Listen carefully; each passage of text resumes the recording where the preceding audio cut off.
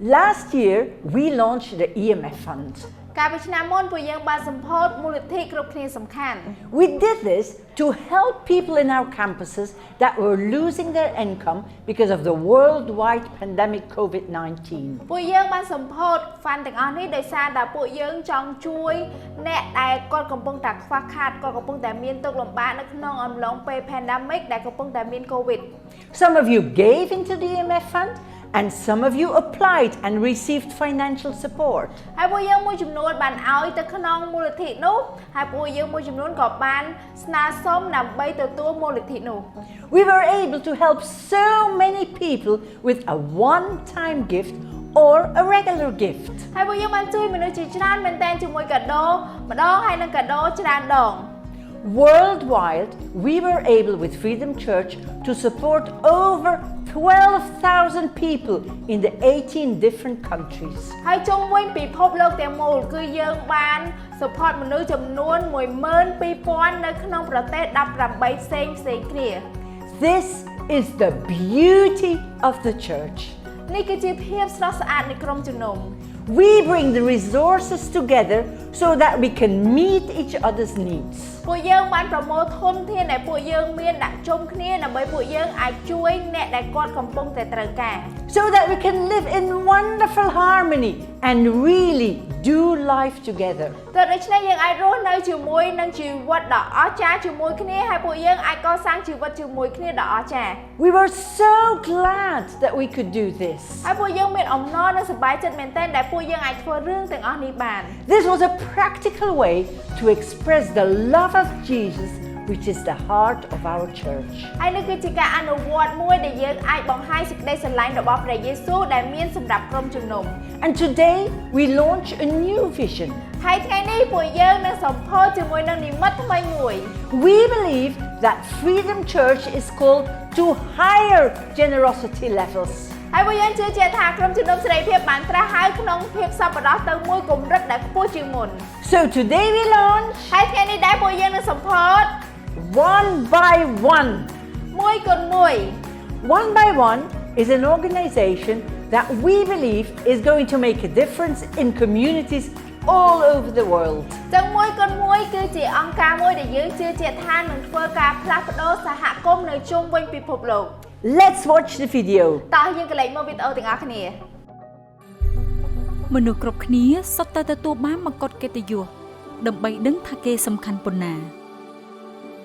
នៅក្នុងជីវិតនេះយើងអាចកសាងកន្លែងដែលស្រណុកសុខស្រួលដល់ខ្លួនឯងបានតែវានឹងរលំហើយនឹងមិនស្ថិតស្ថេរឡើយប៉ុន្តែនោះមិនមែនជាផ្លូវតែមួយនោះទេ មួយគុណមួយយើងអាចលើកថ្មដាននៃក្តីសង្ឃឹមសម្រាប់អ្នកផ្សេងទៀតយើងអាចក្តាប់យកទុកតែឯងឬក៏បើកដៃរបស់យើងដោយភាពសប្បុរសយើងអាចលាក់ខ្លួននៅពីក្រៅជញ្ជាំងធ្វើមិនដឹងឮឬក៏យើងនឹងពង្រីកក្តីស្រឡាញ់ហួសពីព្រំដែនរបស់យើង តើយើងកំពុងតែកសាងអ្វី យើងគួរតែធ្វើអ្វីគ្រប់យ៉ាងដើម្បីក្តីស្រឡាញ់មិនមែនដើម្បីមហិច្ឆតានិងភាពអាត្មានិយមនោះទេ សកម្មភាពរបស់អ្នកបង្ហាញពីជំរឿដួងចិត្តរបស់អ្នក បើយុត្តិធម៌ជាកម្លាំងចិត្តយើងគួរតែបន្តសកម្មភាពដូចជាសរសៃឈាមរបស់យើងនៅពេលដែលផ្ដល់ឱកាសឲ្យជីវិតនីមួយៗបន្ទាប់មកពន្លឺនឹងឆ្លងកាត់ចំណុចប្រផេះនោះ ចូលធ្វើជាពន្លឺដើម្បីបំភ្លឺស្រមោលនរណាម្នាក់ ចូលធ្វើជាចម្លើយសម្រាប់អ្នកដែលត្រូវការចូលធ្វើជាជំរកនៅក្នុងព្យុះរបស់អ្នកដទៃ ដើម្បីបង្កើតផលផ្លែហើយដាំគ្រាប់ពូជ មួយគុណមួយ So the One by One mission is very simple. អញ្ចឹងបេសកកម្មមួយគុណមួយគឺងាយស្រួលយល់មែនតើ It's to impact lives outside our church through generosity, one by one. បេសកកម្មនេះគឺដើម្បីឲ្យប៉ះពាល់មនុស្សនៅក្រៅក្រុមជំនុំតាមរយៈភាពសប្បុរសរបស់យើងម្ដងមួយ One single financial gift to One by One, small or big, will be contributed to not just one charity partner but to multiple charity partners. អញ្ចឹងកាដូនៃហិរញ្ញវត្ថុមួយទៅមួយតូចឬក៏ធំនឹងឲ្យទៅកាន់ជាមួយនឹងជនសប្បុរសមិនមែនតែម្នាក់ទេប៉ុន្តែទៅឲ្យកាន់ជនសប្បុរសជាច្រើន Our One by One funding committee has carefully chosen charity partners that are in a trusted relationship with one by one. ចឹងមូលនិធិមួយគុណមួយពួកយើងនេះពួកយើងបានជ្រើសរើសយ៉ាងស្វិតស្វាញជ្រើសរើសយ៉ាងម៉ត់ចត់មែនទែនជាមួយនឹងដៃគូដែលពួកយើងអាចជឿទុកចិត្តបានដើម្បីចូលរួមជាមួយនឹងមូលនិធិមួយគុណមួយជាមួយពួកយើង Our funding committee is made up of a diverse group of people all around the world. ហើយមូលនិធិមួយគុណមួយរបស់យើងនេះនឹងចូលរួមជាមួយមនុស្សជាច្រើននៅជុំវិញពិភពលោក all with relevant professional backgrounds to help us make key decisions about partners. ជាមួយនឹងមនុស្សដែលគាត់មាន background ដែលគាត់មានប្រវត្តិដែលជាក់លាក់មែនទែនដែលអាចជួយយើងក្នុងការសម្រេចចិត្តចូលរួមជាដៃគូជាមួយយើង Each charity partner will be linked to a specific fund that we have within one by one. ចឹងគ្រប់សប្តាហ៍ធម៌ដែលជាដៃគូរបស់យើងនឹងចូលរួម link ជាមួយនឹងមូលនិធិនេះដែលពួកយើងនឹងមានមួយគុណមួយ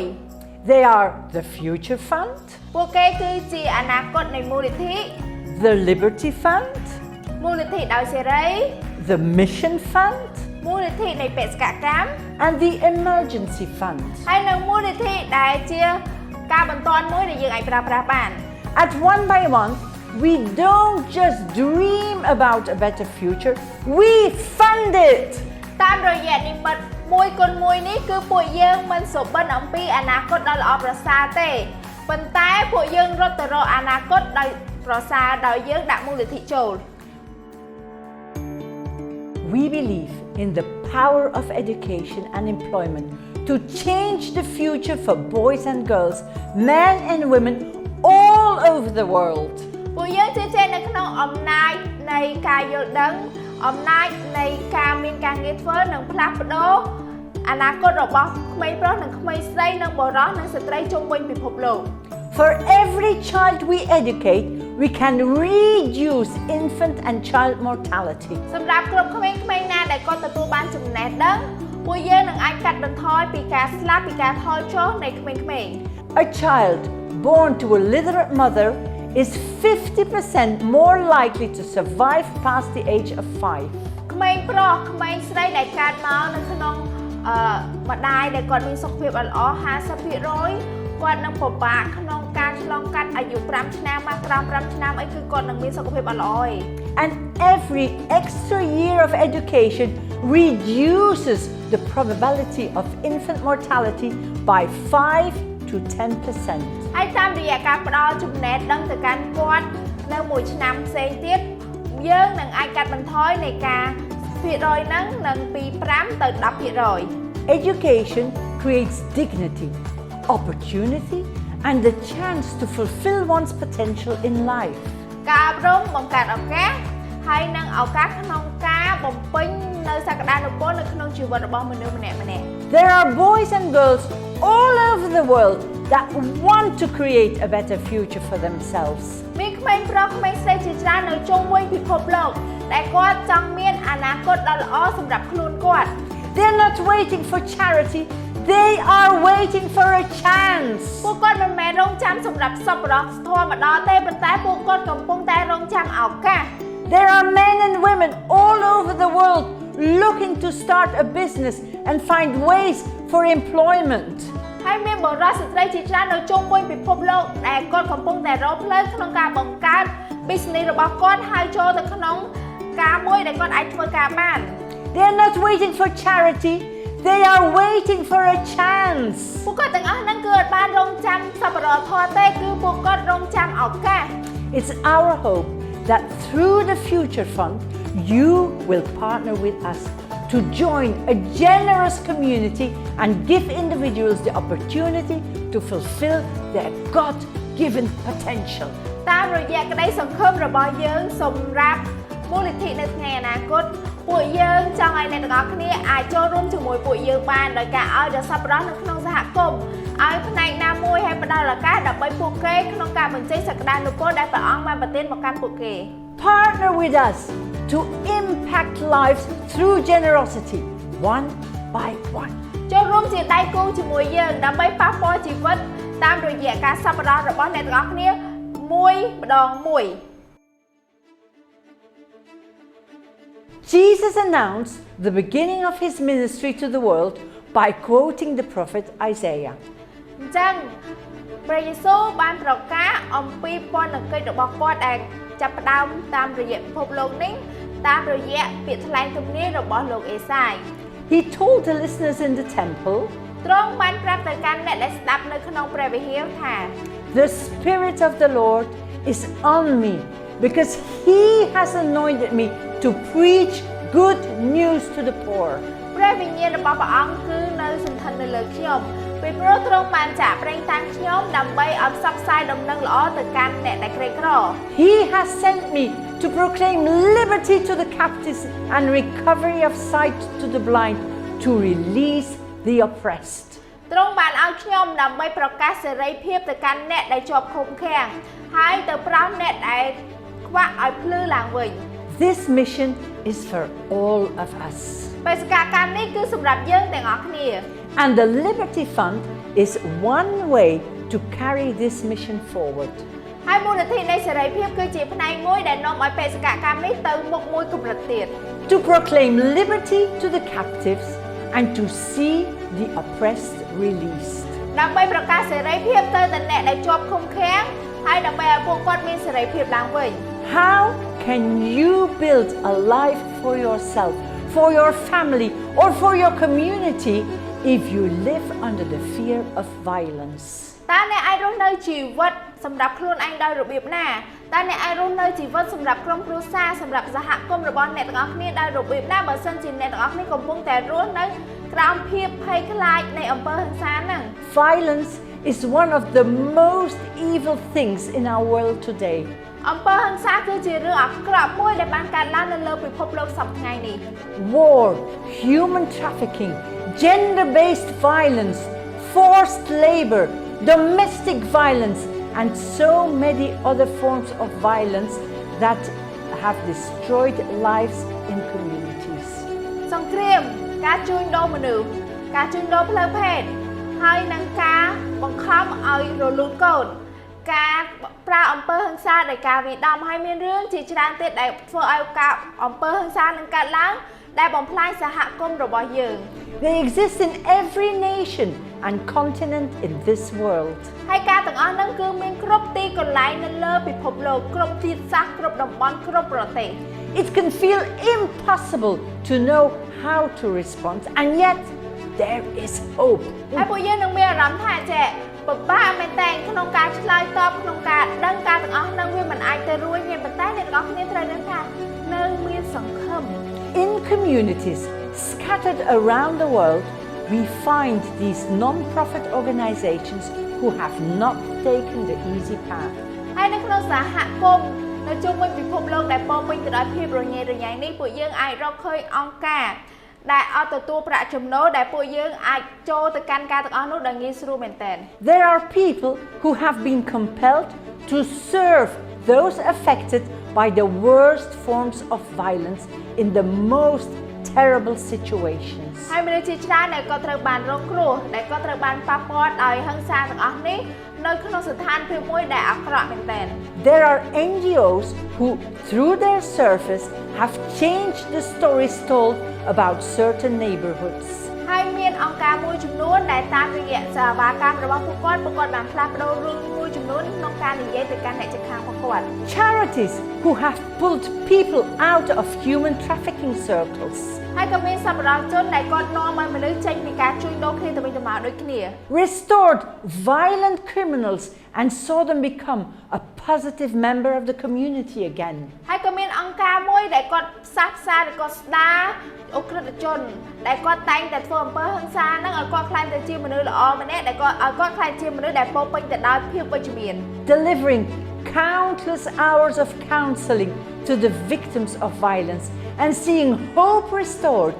in hopeless eyes. ហើយគាត់បានចំណាយពេលជាច្រើនក្នុងការប្រឹក្សាជាមួយនឹងជនរងគ្រោះដើម្បីឲ្យគាត់បានឃើញ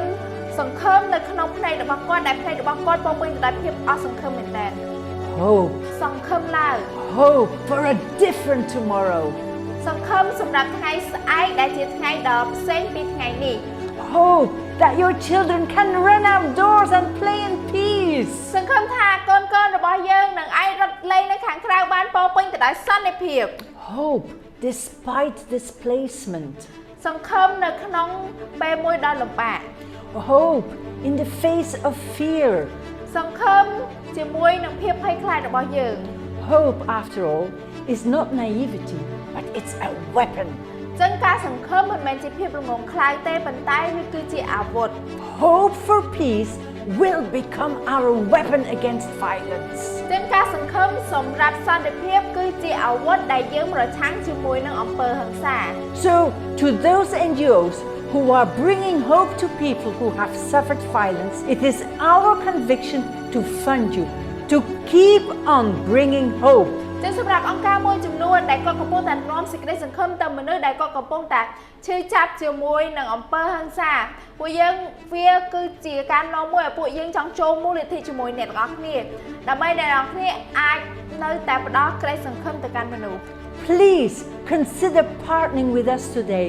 to find a more hopeful and peaceful future for communities around the world. អាចគិតក្នុងការសហការជាមួយយើងនៅថ្ងៃនេះដើម្បីពួកយើងអាចផ្ដល់សេចក្តីសង្ឃឹមនិងសន្តិភាពទៅកាន់អនាគតសម្រាប់សហគមន៍របស់យើងជុំវិញពិភពលោក In a single moment, a person can find themselves into a significant need. នៅក្នុងពេលមួយដ៏ខ្លីមនុស្សគាត់អាចរកខ្លួនឯងនៅក្នុងតម្រូវការដ៏ជាក់លាក់មួយ And this has been so evident to our community of givers over the years. ហើយនេះគឺជាផុសតាំងសម្រាប់សហគមន៍របស់យើងដែលពួកយើងបានបង្ហាញទៅកាន់អ្នកដែលគាត់ឲ្យរយៈពេល1ឆ្នាំជាងហើយ From the floods in Southeast Asia ជាមួយនឹងទឹកជំនន់នៅអាស៊ី to the war in Afghanistan សង្គ្រាមនៅប្រទេសអាហ្គានីស្ថាន to the coronavirus pandemic that has shook the foundations of the world. ជាមួយនឹងភាពចរាចរណ៍ជាមួយនឹងជំងឺកូវីដ -19 ដែលធ្វើឲ្យពិភពលោកសន្លងកាំងហើយវាបានប៉ះពាល់ជាមួយនឹងមូលដ្ឋានគ្រឹះជុំវិញពិភពលោក Our community has responded with generosity. ហើយពេលនេះហើយសហគមន៍របស់យើងបានឆ្លើយតបជាមួយនឹងសប្បុរសភាពសប្បុរស Why? ហេតុអ្វី Because a significant need demands a significant response. ពីព្រោះការត្រូវការដ៏ជាក់លាក់មួយគឺត្រូវការការឆ្លើយតបដ៏ជាក់លាក់មួយដូចគ្នា And in the case of emergencies, that response needs to be quick, substantial and effective. ហើយនៅក្នុងការដែលយើងបញ្ញាប់ដែលវាគឺជាអ្វីមួយដែលយើងត្រូវការសំខាន់ត្រូវការភ្លាមៗគឺត្រូវការយើងឆ្លើយតបភ្លាមដូចគ្នាដើម្បីឲ្យវាប៉ះពាល់ហើយឲ្យវាមានប្រសិទ្ធភាព In the book of Matthew 25, Jesus paints a picture of God's compassion for people in need and his expectation of his people to respond. នៅក្នុងគម្ពីរម៉ាថាយចំពោះ25ព្រះយេស៊ូវបានគូសរូបភាពមួយដែលជាមួយនឹងសេចក្តីស្រឡាញ់របស់ព្រះអង្គម្ចាស់សម្រាប់មនុស្សដែលនៅក្នុង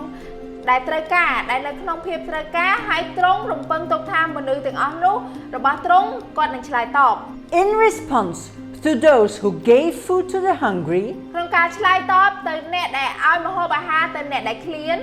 hospitality to the stranger, ឲ្យការស្នាក់នៅទៅកាន់អ្នកដែលប្លែកមុខ friendship to the imprisoned, ជាមួយនឹងតំណែងតំណងជាមួយនឹងមិត្តភាពជាមួយអ្នកដែលជាប់ឃុំឃាំង he said, "Come you who are blessed by my Father." ព្រះអង្គបាននិយាយថាមកអ្នកដែលទ្រង់បានប្រទានពរដោយសារតែឈ្មោះរបស់ឪពុករបស់ខ្ញុំ Take your inheritance, the kingdom has prepared for you since the creation of the world. យកកេរតំណែងរបស់អ្នកទៅពីព្រោះអាណាចក្ររបស់ព្រះអង្គបានរៀបចំសម្រាប់អ្នកតាំងពីការបង្កើតពិភពលោកលើកដំបូងម្ល៉េះ And to those who ignore the cry of those in need, he says, "Depart from me." ហើយសម្រាប់អ្នកដែលមិនខ្វល់ខ្វាយជាមួយមនុស្សដែលកំពុងតែយំហើយស្រែកឃ្លានក្នុងការត្រូវការនិងឆ្ងាយពីព្រះអង្គ Jesus' teaching requires our faith to turn into action. អ្វីដែលព្រះអង្គកំពុងតែបង្រៀននៅពេលនេះគឺនាំឲ្យយើងដាក់ជំនឿរបស់យើងទៅក្នុងសកម្មភាព But the immediate and overwhelming nature of emergency can paralyze us in the process. ចឹងការឆ្លើយតបជាមួយនឹងធម្មជាតិក្នុងការជឿនលឿនជាមួយនឹងធម្មជាតិក្នុងការធ្វើអីមួយដែលយើងតម្រូវការខ្លាំងបំផុតអាចនាំឲ្យយើងទៅក្នុងដំណើរការមួយ What can I do? តើយើងអាចធ្វើដោយរបៀបណា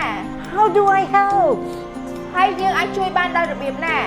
Which organization do I donate តើ to? អង្គការណាមួយដែលខ្ញុំអាចឲ្យទៅកាន់ The good news is that Jesus' requirement of us is that we do something and not everything. ដំណឹងល្អដែលព្រះយេស៊ូវទ្រង់ចង់ឲ្យយើងធ្វើនោះគឺពួកយើងនឹងធ្វើអ្វីមួយប៉ុន្តែមិនមែនធ្វើគ្រប់យ៉ាងទេ Through the emergency fund, our community of givers can ensure that they are doing just that. តាមរយៈមូលនិធិដែលប្រញាប់ដែលបន្ទាន់នេះពួកយើងអាចឲ្យទៅកាន់សហគមន៍របស់យើងដូច្នេះហើយអ្នកឲ្យក៏នឹងមានអារម្មណ៍ថាគាត់កំពុងតែធ្វើការនឹង The emergency fund will gather donations until such time an emergency occurs. តាមរយៈមូលនិធិបន្ទាន់នេះពួកយើងនឹងប្រមូលការបរិច្ចាគតាមទាន់ពេលវេលាដែលពួកគាត់ត្រូវការ At that time, our network of researchers will get to work to find the most effective way to distribute these funds to a selected NGO who is responding in that area. ហើយពេលវេលាមួយនឹងដែរក្រុមស្រាវជ្រាវរបស់យើងនឹងចាប់ផ្ដើមស្រាវជ្រាវដើម្បីតើធ្វើយ៉ាងម៉េចដែលអាចចែកចាយមូលនិធិនេះទៅក្នុងផ្លូវមួយដែលអាចប៉ះពាល់ទៅកាន់គេហើយពួកគាត់នឹងស្វែងរកអង្គការណាមួយដែលពួកគាត់មានទំនួលខុសត្រូវនៅក្នុងតំបន់មួយនោះ Nobody is immune for disaster. ហើយនឹងគ្មាននរណាម្នាក់ដែលរងផលពីគ្រោះទុរភិក្សឡើយ The emergency fund is here to ensure that if that time occurs, our generous community of givers are able to help. ហើយមូលនិធិបន្ទាន់នេះគឺនៅសម្រាប់ឲ្យយើងនៅពេលដែលយើងត្រូវការណាមួយគឺពេលវេលាណាមួយក្រុមមនុស្សផងពួកយើងសហគមន៍របស់យើងនឹងឲ្យដើម្បីអាចជួយអ្នកទាំងអស់គ្នាបាន As Christians, we know a simple truth. The most loving thing that we can ever do for anyone is introduce them to the life changer who is Jesus Christ. ក្នុងនាមយើងជាគ្រីស្ទានពួកយើងដឹងអំពីសេចក្តីពិតដែលងាយស្រួលយល់មួយគឺនៅពេលដែលយើងគឺជាមនុស្សពោពេញដោយសេចក្តីស្រឡាញ់អ្វីដែលពួកយើងធ្វើបានសម្រាប់អ្នកដទៃគឺពួកយើងណែនាំគាត់ឲ្យស្គាល់អ្នកដែលអាចផ្លាស់ប្ដូរជីវិតគាត់បានគឺព្រះយេស៊ូវ At One by One Funds, we're a faith-based organization, which means that advancing the gospel, sharing the good news about Jesus all around the world is something that we are passionate about. ជាមួយនឹងមូលនិធិមួយគុណមួយពួកយើងមានជំនឿបូករួមជាមួយនឹងអង្គការរបស់យើងដែលជាអង្គការកសាងដោយជំនឿដែលពួកយើងអាចចែកចាយដំណឹងល្អទៅកាន់អ្នកដទៃអំពីព្រះយេស៊ូវជុំវិញពិភពលោកហើយវាគឺជាអ្វីមួយដែលពួកយើងឆេះឈួរជាមួយ In Matthew 28, Jesus speaks to his disciples. នៅក្នុងម៉ាថាយចំពោះ23ព្រះយេស៊ូវបាននិយាយទៅកាន់ disciple របស់ទ្រង់ថា And he shares the Great Commission with them. ហើយទ្រង់បាននិយាយចែកចាយអំពីការអស្ចារ្យដែលទ្រង់បាននិយាយទៅកាន់ពួកគេ He says to them, ហើយទ្រង់បាននិយាយពីបេសកកម្មមួយនឹងថា Go into all the earth and make disciples of all nations. ទៅចូលក្នុងពិភពលោកហើយបង្កើត disciple ទៅគ្រប់ជាតិសាសន៍ The reality is, there has never been a greater time in human history to spread the good news about Jesus. ជាការពិតណាស់នៅក្នុងពិភពលោករបស់យើងមានពេលវេលាណាមួយល្អជាងពេលវេលាដែលពួកយើងចែកចាយដំណឹងល្អពីព្រះយេស៊ូវទៅកាន់អ្នកដទៃឡើយ Why? ហេតុអី Because technology exists today that can advance the cause of the gospel around the earth faster than ever. ពីព្រោះ technology ឥឡូវណាគឺបង្កើតមកហើយពួកយើងអាចមានអភ័យអាសិទ្ធក្នុងការចែកចាយដំណឹងល្អទៅកាន់មនុស្សជុំវិញពិភពលោកដែលងាយស្រួលហើយលឿនមែនទែន 150 years ago, missionaries would pack up their bags and they would set sail across the ocean to carry the good news to new people groups. កាលពី150ឆ្នាំមុនណាបេសកជនបើសិនជាគាត់ចង់ផ្សព្វផ្សាយដំណឹងល្អជាមួយនរណាម្នាក់គាត់ស្ពីកាបូបឡើងយន្តហោះឆ្លងពីមួយប្រទេសទៅមួយប្រទេសដើម្បីនាំដំណឹងល្អនេះទៅកាន់អ្នកថ្មីដែលគាត់អត់ទាន់បានស្គាល់ Today we don't have to do that. ហើយឥឡូវនេះនៅសម័យនេះពួកយើងមិនចាំបាច់ធ្វើអញ្ចឹងទេ We can share the gospel using technology. ពួកយើងអាចផ្សព្វផ្សាយដំណឹងល្អបានប្រើប្រាស់ technology របស់យើង It can move around the earth faster than it had ever has at any point in history. ហើយ technology ហ្នឹងអាចដើរជុំវិញពិភពលោកបានលឿនជាងកាលពីមុនទៀត The kingdom of God requires creativity and innovation. ចឹងអាណាចក្ររបស់ព្រះអង្គគឺតម្រូវឲ្យមានការច្នៃប្រឌិត app developers and cybersecurity experts. អ្នកដែលបង្កើត app អ្នកដែលបង្កើតការជាច្រើននៅលើអ៊ីនធឺណិតហើយអ្នកដែលសរសេរ script ហើយនិងអ្នកដែលកាត់តវីដេអូ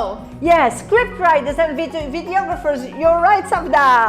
These are some of the modern day missionaries that God is calling to stand up and step forward in this generation. Yes ចឹងអ្នកដែលសរសេរ script អ្នកដែលបង្កើតវីដេអូកាត់តវីដេអូនេះគឺជាផ្នែកមួយដែលព្រះអង្គបានហៅ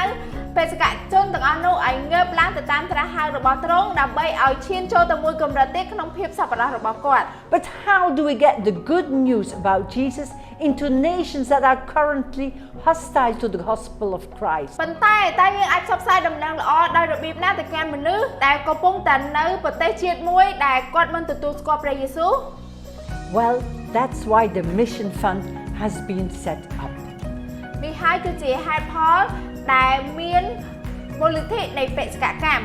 To partner with people already doing it and to come up with new innovative solutions. ចឹងមូលនិធិបេសកកម្មនេះគឺសម្រាប់ពួកយើងក្នុងការចូលរួមជាមួយមនុស្សដែលក៏កំពុងតែនៅក្នុងបេសកកម្មដូចជាស្រេចហើយដើម្បីឲ្យគាត់មានធនធានក្នុងការធ្វើវាបន្ថែម In order to see the gospel advance into parts of the world that are currently close to it. ដើម្បីឲ្យឃើញ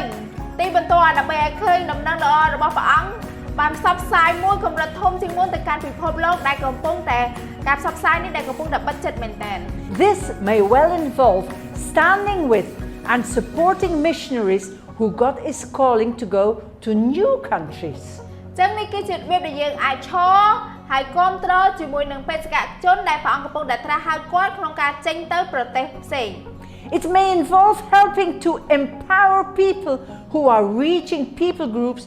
local to them to help them advance the gospel in their nation. ការនេះអាចចូលរួមដើម្បីជួយមនុស្សដែលគាត់កំពុងតែឆុងចាប់ទៅកាន់មនុស្សដែលនៅសហគមន៍មួយនោះហាដើម្បីឲ្យមនុស្សដែលនៅក្នុងសហគមន៍ដែលគាត់ចេញទៅហ្នឹងអាចឆុងចាប់ទៅអ្នកដទៃដែលនៅក្នុងសហគមន៍របស់គាត់ដូចគ្នា But it may also involve funding new technologies. ហើយក៏វាអាចចូលរួមជាមួយនឹងការឲ្យមូលនិធិក្នុងការស្វែងរក technology ថ្មីដូចគ្នា Helping new apps to be developed. ជាមួយនឹងការជួយដើម្បីឲ្យបង្កើត app ថ្មី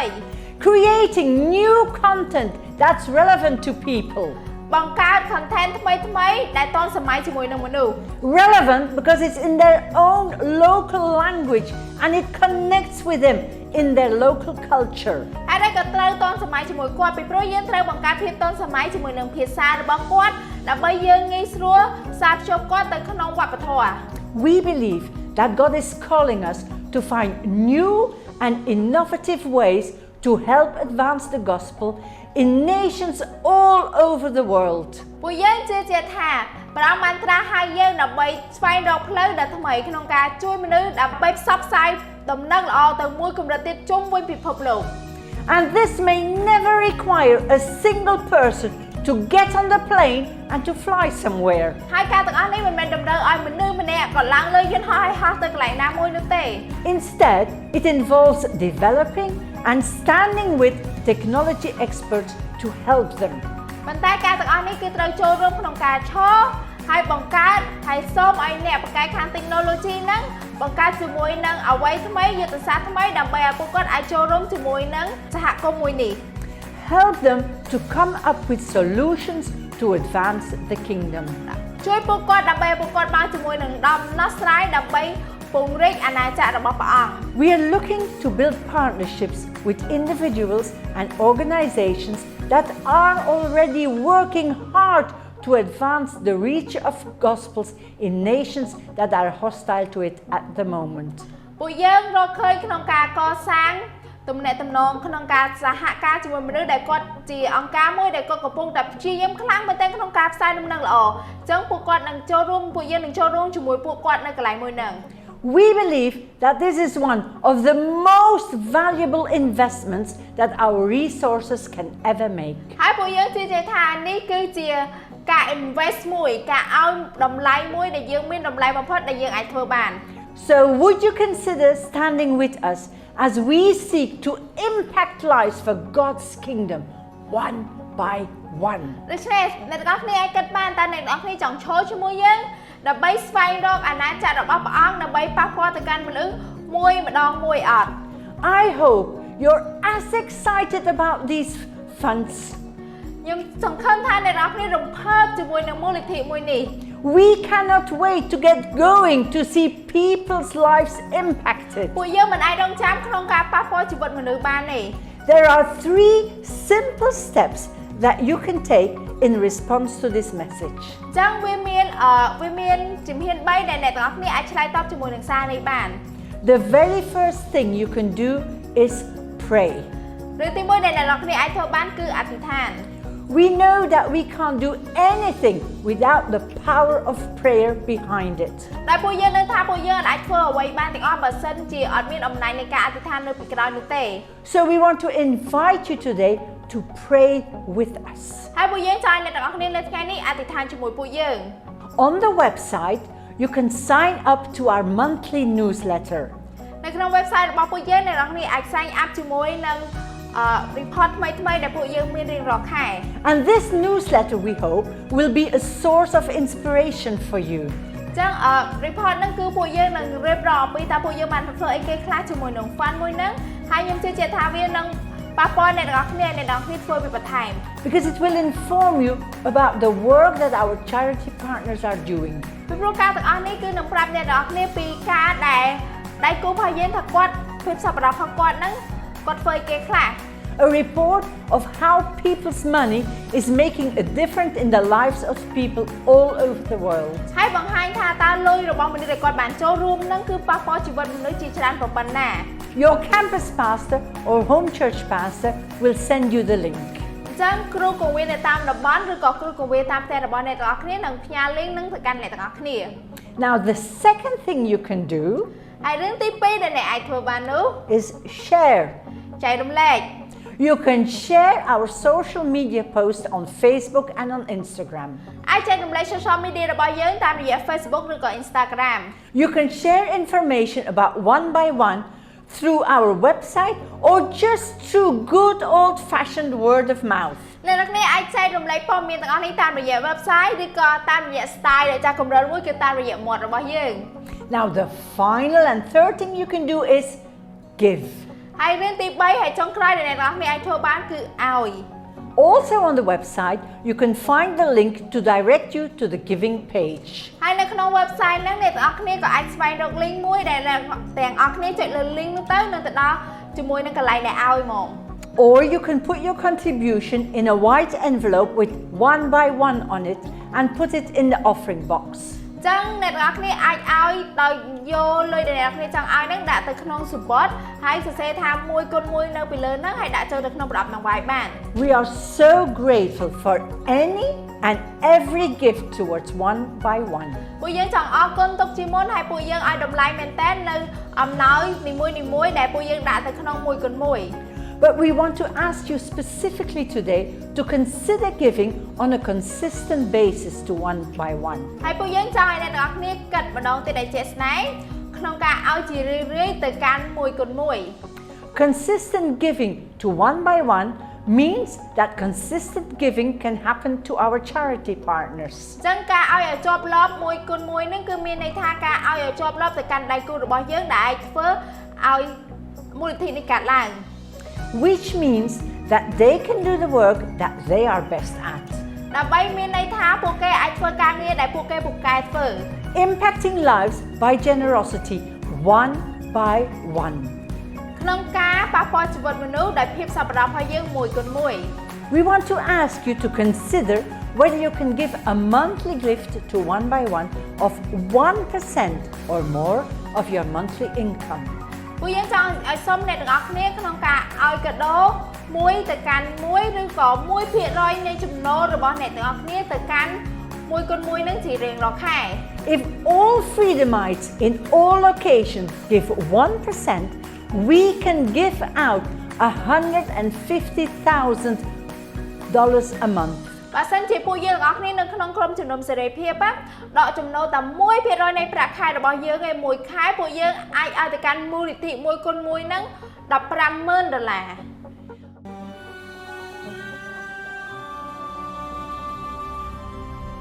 $1 និមិត្តរបស់យើងគឺជាឥទ្ធិពលទៅលើជីវិតមនុស្សទាំងអស់តាមរយៈភាពសប្បុរសមួយគុណមួយ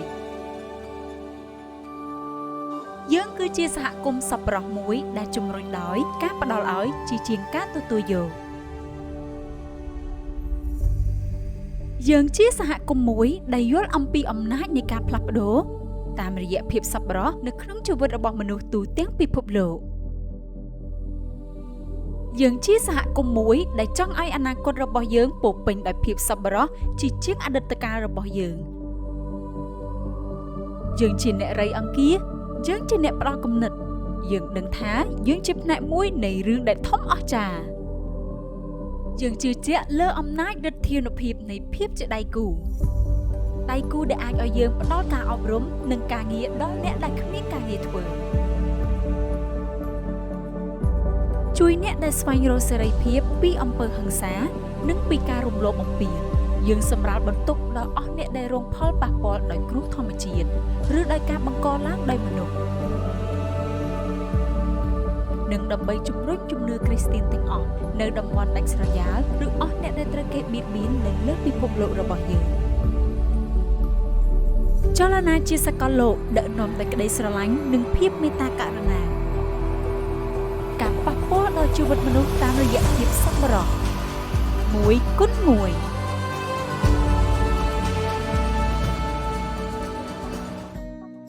With the One by One Fund, we have been able to send help to Haiti and Afghanistan. ជាមួយនឹងមូលនិធិមួយគុណមួយរបស់យើងពួកយើងអាចជួយទៅកាន់ Haiti ហើយនិងប្រទេស Afghanistan. Now we are very excited to announce you a special event. ហើយពួកយើងរំភើបមែនទែនក្នុងការប្រកាសអ្នកទាំងអស់គ្នាទៅកាន់ព្រឹត្តិការណ៍មួយដ៏ពិសេស On September 25, yes, this Saturday, we are organizing a Run for Goma.